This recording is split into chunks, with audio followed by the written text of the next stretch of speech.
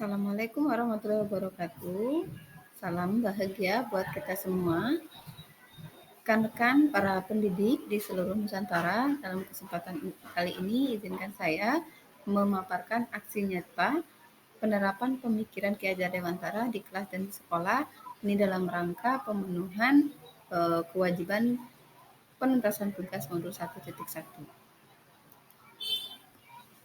Adapun latar belakang judul dari aksi nyata modul 1.1 saya adalah penerapan metode presentasi sebagai upaya peningkatan hasil belajar siswa.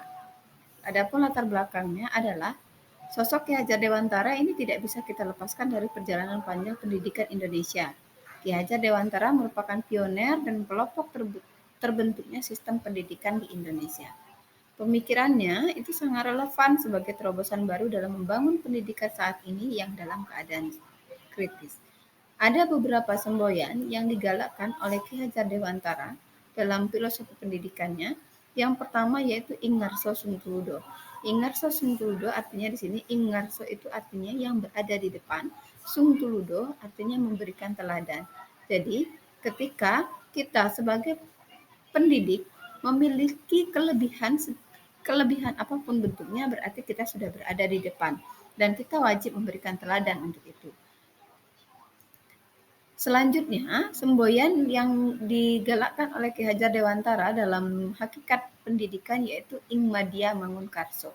Ingmadio itu artinya ketika peran kita berada di tengah, maka yang harus kita lakukan adalah memberikan karso atau kreativitas. Selanjutnya, ini yang sangat terkenal dalam dunia pendidikan yaitu Tut Wuri Handayani. Tut Wuri ini artinya ketika kita berada di posisi paling belakang atau di belakang, maka yang kita harus lakukan adalah memberikan kekuatan, memberikan tuntunan. Apabila ketiga hal ini sudah termaktub dalam diri seorang tenaga pendidik, maka pendidikan generasi emas akan mudah kita dapatkan. Selanjutnya, ini deskripsi aksi nyata saya berdasarkan landasan dari profil pelajar Pancasila. Seperti yang kita tahu, karakteristik dari profil pelajar Pancasila yaitu mandiri, bernalar kritis, kreatif, gotong royong, berkebinekaan, dan yang terakhir beriman dan bertakwa kepada Tuhan Yang Maha Esa. Adapun aksi nyata kayak saya kali ini diambil dari profil pelajar Pancasila yang bernalar kritis. Salah satu metode yang dapat dilakukan untuk memantik jiwa nalar kritis adalah dengan memperbanyak kegiatan learning by doing. Cara yang saya gunakan adalah dengan menerapkan metode presentasi setiap kali pembelajaran IPA berlangsung. Siswa dibagi menjadi 2 kelompok, setiap anggota kelompok diberikan tugas masing-masing, ada yang bertindak sebagai presenter, penanya, penjawab, pemberi tanggapan, serta notulensi.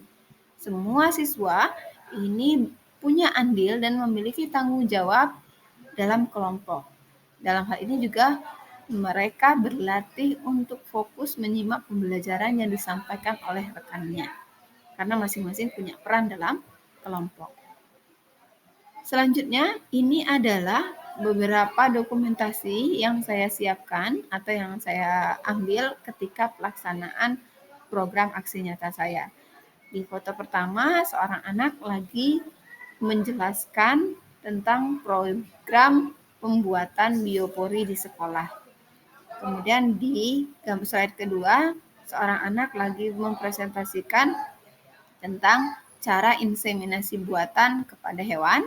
Dan foto yang ketiga, seorang siswa lagi mempresentasikan dampak penggunaan minuman yang memiliki kadar gula berlebih dalam minuman kemasan. Selanjutnya, sebelum pelaksanaan program, saya melakukan diskusi terlebih dahulu dengan rekan-rekan pemangku kepentingan. Di sini ada Ibu Kepala Sekolah. Ibu Kepala Sekolah kami bernama Ibu Andika Fitrianti SPD.